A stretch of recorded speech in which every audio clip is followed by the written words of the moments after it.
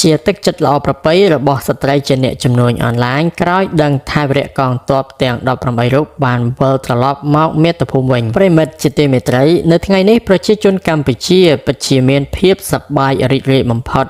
ដោយបានឃើញយោធិនកម្ពុជាទាំង18រូប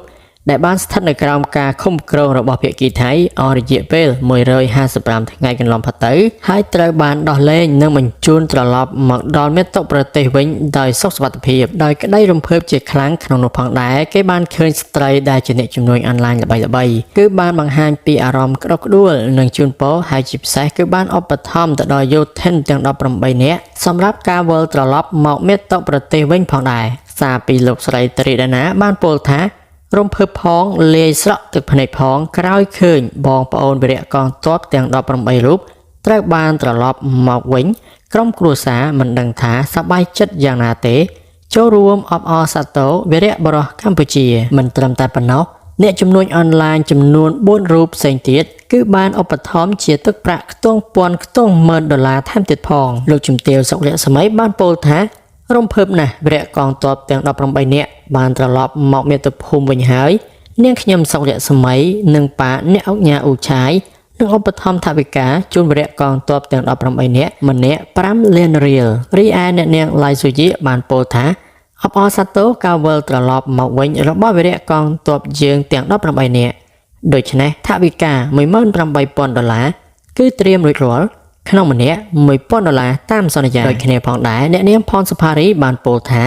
នាងខ្ញុំសូមប្រកាសជូនថវិកាវីរៈកងទ័ពទាំង18នាក់ក្នុងម្នាក់$1,000លើពីនេះទៀតនោះអ្នកនាងឡូម៉ានីនក៏បានចេញមកឧបត្ថម្ភផងដែរដោយអ្នកនាងបានពោលថា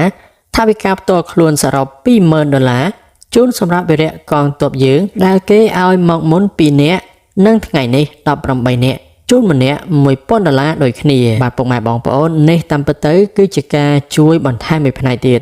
ដោយជាការពិតនោះពួកគាត់សុទ្ធតែជាអ្នកជំនួញអនឡាញហើយជាស្ត្រីខ្លាំង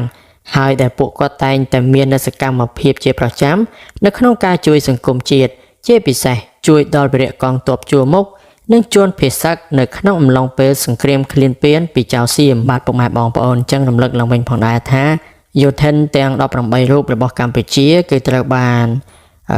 ខាងភាគីថៃចាប់យកទៅនឹងឃុំខ្លួនដែលមានរយៈពេលគិតមកដល់ចុងខែ12ឆ្នាំ2025នេះគឺមានរយៈពេល155ថ្ងៃហើយដែលយើងគិតទៅគឺប្រហែលជាខ្ទង់5ខែបាទដែលពួកគាត់បានជាប់នៅឯប្រទេសថៃប៉ុន្តែយ៉ាងណាមិញនៅរៀបឆ្លងឆ្នាំនេះគឺយើងបានពួកគាត់ត្រឡប់មកវិញអញ្ចឹងនេះគឺជាសេចក្តីរីករាយមួយយ៉ាងក្រៃលែងសម្រាប់ប្រទេសកម្ពុជាផងដែរ